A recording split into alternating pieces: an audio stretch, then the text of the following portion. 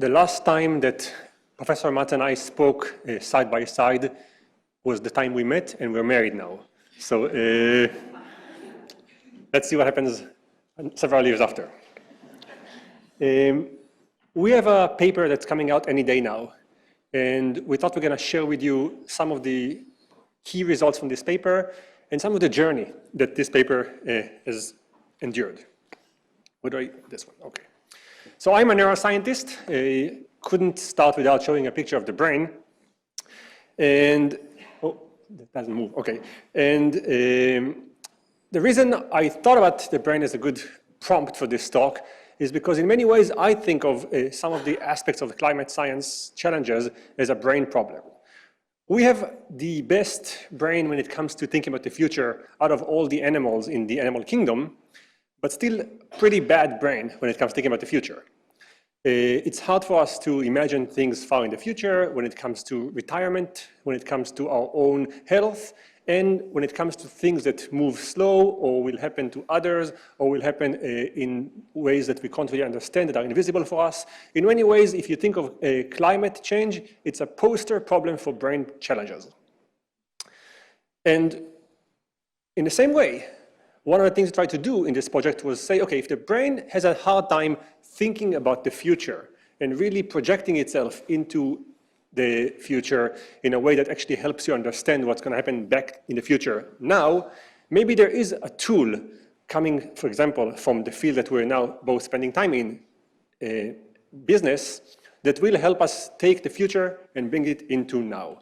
And the tool we came up with is a tool that emerges from the domain of future markets, or something that's known to many of you as a prediction market.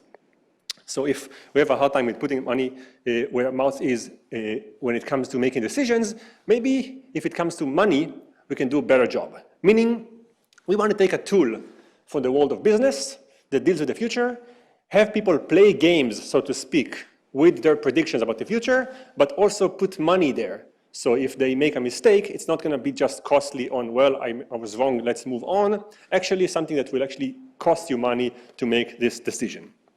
And in many ways, I think that prediction markets, if you don't know what they are the manifestation of this idea. Taking future ideas, making you make decisions right now, and over time learning what manifests. So if you don't know anything about prediction markets, here's a 101 class on what they are. Take a estimate about the future. Let's take a near future, which is the question, what will be offered for lunch today? And let's say you're sitting next to your friend and you say, I think we're going to have sandwiches for lunch. And your friend says, no, there's no chance to get me sandwiches for lunch. And you say, yeah, I'm pretty sure I saw a person walking with sandwiches earlier. I'm pretty confident. And the person says, let's make it interesting. The two of you put, say, $5 in a pot, and you say, let's wait half an hour, see what comes for lunch, and if I was right, I'm going to get all of our money. If I was wrong, you're going to get all of the money. As long as the bet is binary, one of you is going to win no matter what, you can make a bet about the future. That's a prediction market. Slightly true, there's going to be a missing component I'm going to add in a second. So a prediction market takes a bet on the future, ideally one that has a binary outcome. Either I win or you win. It also works if you have multiple outcomes. It has a source, something that is clear that the two of us agree in advance will be the determining outcome, and a time by which we settle that. When would we know it happened? Now, I want to stop for a second and pause on the second one. What's important about prediction market is that before we enter the game, we both already agree who would we trust to make the determination. Think about it in the context of, for instance, the elections in the US. When the elections were called, people started arguing whether they were called by the right person and so on. The beauty of a prediction market is that before you begin, you say, we're going to agree that whatever CNN says on November 12 at midnight is the answer. Whether I like them or not, we agree in advance. And if you enter the game, you already enter with the agreement of the arbiter of truth being kind of determined. So this is a prediction market. You take a bet about the future, you put money there, and you wait. To make it a full market, there's one more component that we're going to add, which is the need to be able to trade.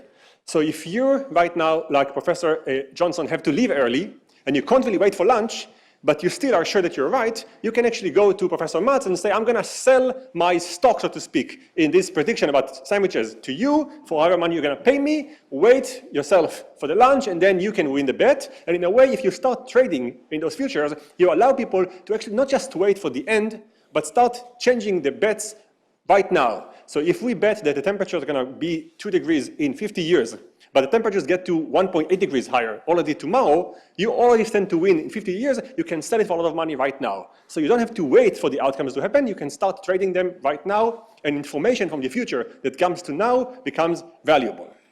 Okay, the idea that we had was to take this idea and implement it in the context of climate, meaning we'll take climate outcomes close and far in the future. We have people right now make decisions on what they think those are going to be, put money where their mouth is, and wait. And over time, they're going to either make correct decisions and earn money from being right, or they're going to lose money, and something's going to happen to maybe their views on that. Now, I should say that climate prediction markets were discussed in the last couple of years by numerous scientists in different contexts. In fact, prediction markets generally is something that gets a lot of love right now from the academic world. It predicted well a lot of the last elections. Many things that pollsters said would be A, prediction market said would be B, turned out to be B. It's historically been true not just for elections like presidents or the Brexit ideas, but even to very small mayoral elections, usually predicting things far in advance. And it goes and dates back hundreds of years. We found historical records when I looked at that, going back to people in the year 1500 sitting outside of the Vatican and trying to predict who the Pope is going to be by making predictions and earning money. So this is something that historically has been useful in many domains. And we looked at numerous domains that people have kind of suggested for climate, including a way to estimate risk, a way to estimate energy consumption, a way to just get polling data, what people think the future is right now. But one thing that we wanted to look at particularly is whether this would be useful to change people's opinions, beliefs, and knowledge. To give an intuition about that before I'm going to turn the stage to Professor Matz. If you think of yourself in the world of finance, you buy an Apple stock right now. In theory, you just made a prediction about the future. You believe that Apple is going to go up. But it's not just that. You don't just own an Apple stock and you just wait passively. Suddenly, Apple becomes more salient to you. You pay more attention to them. Maybe if you go to the shop and you have to buy a computer, you might buy an Apple computer because you somehow have an invested interest in their success. Maybe you're going to advocate for them. So we thought that having a prediction market wouldn't just be a passive way to, okay, I buy a stock and I see what happens, but maybe also will change something in you when it comes to making those decisions. So with that in mind, let's see what we did. I don't speak as fast, so I'm probably going to get through half the content that you just went through. So just kind of taking a quick step back, I think the reason for why we thought that climate prediction markets would be interesting in the context of potentially changing people's attitudes, their beliefs about climate change, is that oftentimes, at least in the current form, holding these false beliefs about climate change don't really come at a cost, right? You can imagine if you're a hardcore Republican somewhere in the south of Texas, like you essentially benefit from aligning your beliefs with that of your community. And that the idea was that if we can integrate this into a market, suddenly if you continue to hold these false beliefs, they suddenly come at a cost, right? Because you might be losing money in that market. So that was the idea that we came in when we started this project. And I should say that, first of all, this was funded by the Tamer Center, so thank you so much for the generous support, because this was a project that it's not your typical survey that you send out to a couple of people. So this was a very highly involved project. Also, thank you for our research assistant, Minnie, who I think is somewhere here in the room. This was a ton of work, and I'm going to show you in a second why. So we recruited about 600, 700 participants online. And I'm going to walk you through essentially what the setup looked like. So you'll kind of get the experience of here's what our participants went through in this experiment. So we first sent you a survey just to get a baseline reading of how concerned are you about climate change. So this is just one example question that has been used a lot before. So this is a validated question. To what extent do you think there is a risk associated with climate change to health, safety, and prosperity? Then also kind of questions about climate support. So we know that oftentimes people say they're concerned, but that doesn't necessarily translate into behavior. So also the question of like, are you willing to support policies? Are you willing to take action yourself? So this was just to get a baseline measure of how do people currently think about climate. And what I should say, and this is becoming relevant a little bit later on, we try to sample the entire political spectrum. So a wide range of people's prior beliefs and how concerned they were, and also just in terms of how liberal and conservative they were. And now here, this is really the crux of this study, the intervention. And again, the intervention is not we invite you to the lab, we kind of show you a bunch of videos or whatever that is. You participate essentially in a prediction market over the course of 4 weeks. So every day, we're going to send you a bet, and I'm going to show you an example in a second. You read up on some of the topics that we present to you, and you have to make a decision of whether you want to take that bet and how much you're going to bet in a second. So what we did here is we randomly assigned people to either climate prediction market. So the climate prediction market, they see bets, and again, I'm going to show you an example in a second, that are pretty broad. So some of them, coming back to what Pierre was saying, some of them are related to average changes. So is this going to be on average the hottest July that we've seen over the last 10 years, but also related to extreme weather events, right? So those are things that are top of mind for people. So we talked about wildfires, floods, heat waves. Also, to some extent, to bring in this slightly more emotional component, we talked about, for example, the casualties associated with the flood in South Korea. So this notion of really trying to make it salient for people in the now, what might be the consequences of climate change in the future. And we had a control group. This is like those people had a fun time betting on sports and like the charts and the hits. So this was just to see, well, to have like a comparison, right? Maybe the pre-survey happened at a time where there were very few climate events. Maybe the post-survey happens at a time where there's a lot in the media. So we just wanted to make sure that this wasn't a general trend that was influenced by what was currently happening in the news. So here's what this looked like. And it might be, well, maybe like big enough for you to read. But essentially, it always had, like we send you a survey, and the main component was, here's a bet, here's a question. So in this case, will the average global carbon dioxide level in Earth's atmosphere exceed a certain amount per million between a time window, in this case, August 5 to August 9. So we give people not just a question, so it's not just will this event happen, back to the point of like it's a yes or no answer, but we also show them some historical data. And I think this is something where the LEAP data set that you're collecting could be incredibly valuable, right? Because like to some extent you're collecting data to make predictions about the future, to help companies make decisions, but it's also a way for the general public just to access this type of information that they might not otherwise know that it even exists. Okay, so this is, we also show them, here's how much money you still have, and then the choice that they make is really, do you want to bet, yes or no? Do you think this is going to happen? It's not going to happen.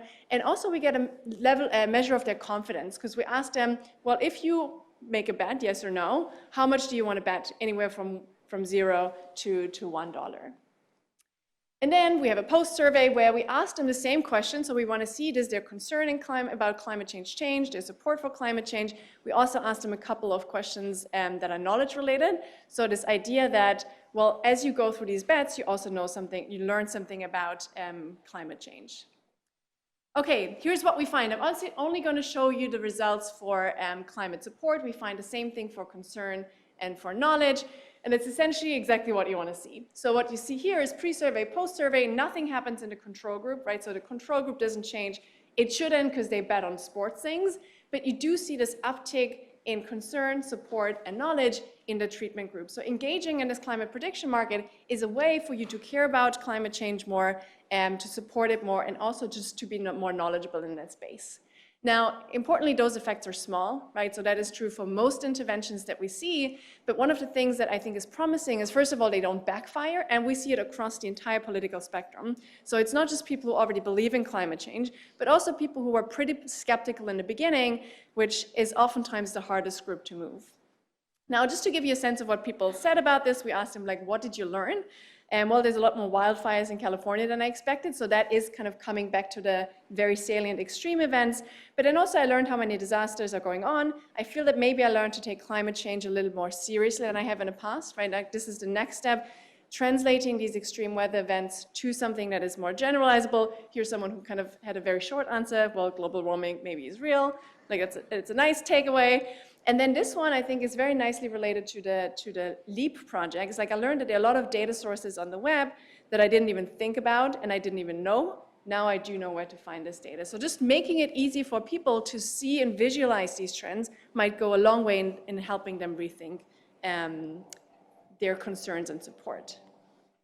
Now, we've started to turn this into real prediction markets where people can actually trade on these options, but that is really the next step, is how do we scale this and make it a lot bigger and bring it to the general public. And with that, science correspondent is handing it over for a minute to the, I guess, call it policy correspondent. That's the last slide. So I wanted to, because we didn't just want it to be a lab experiment or a field study, we wanted it to be scaled. We spent a lot of time in the 8 years that we did this project with multiple iterations, trying to find ways to do it. There are some companies out there that are prediction market companies that have much bigger audience. We tried to partner with them. We had a long and continuous exchange with the CFTC on trying to basically make it something that's regulated, but the government actually owns as a way to make it A, owned by the government, B, kind of accessible to everyone, and C, something that is competing with other markets for climate change. So it doesn't just end, so if it want to change beliefs or actually make it a useful thing, we wanted it to be something that was owned not by academics but by entity. And I wanted to just end with like 3 or 4 final thoughts about what we learned that I think are useful to anyone here who may think about that as a useful tool, either in a small company that they want to run something like that, or if they want to advocate for this being bigger. First of all, we learned it's really hard to do. It sounds trivial, we just put bets and so on. Every bet took a lot of effort because if the bet is too extreme, if you say, well, the temperatures rise by 10 degrees, everyone's gonna say no, deniers and believers, and in that sense, you didn't learn anything. So you have to find something that you yourself believe is really sitting at a place that will teach you something, but won't be too extreme in either direction. And we learned that sometimes we made mistakes. Sometimes we thought, okay, the temperatures are gonna go this way, and they went below, and suddenly everyone learned, so to speak, the opposite idea. So that's one thing. It's the people who put the bet, the market makers, are actually instrumental here in knowing how to control it. Then we learned, sadly, that every time window works. We tried this study multiple times, and we always said, oh my God, we just missed the summer that was the hottest. We're never going to get any good months that we're going to run that. Turns out that any random period we picked had extreme weather, things that we didn't know about, tons of things. So this is sadly something that we learned a lot. As Professor Matt said, it works across the entire political spectrum. We had various kind of looks at the specifics of people who self-describe themselves as deniers and believers and what it affects them, and there's an entire section in the paper just allocated to that. We like the fact that it also is anonymous. So you might sit in a town where everyone is extremely against any of the science for political reasons, but you yourself stand to make money from just putting money in the opposite direction. Because it's anonymous, because you can just put the money differently, it's a way for people to do things that separate their view publicly from the actual money-making experience. It can be used for other things. We focus on changing behavior, but as we learned and as other papers suggest, you can use that to just see where people in this location sit on that view. What is the trend that changes? What can we use that to actually make predictions ourselves as climate scientists, and a lot of things besides just changing behavior. And my favorite, and I'm going to end with that, there is a potential for that to become a win-win tool for climate science in the following way. If I take a bet about, say, the water levels in Miami against the Koch brothers, and I put $1 billion and they put $1 billion, I say the waters are going to rise by a certain amount, and they say, no, it's not going to happen. We both put money. In a way, I already won. Because one option is that I was right and the water is right, and I take the $1 billion and I can use that to build levees and actually protect the world and actually use that. And if I lose, the climate change doesn't happen, and it's pretty good either way. So in that sense, we thought that this project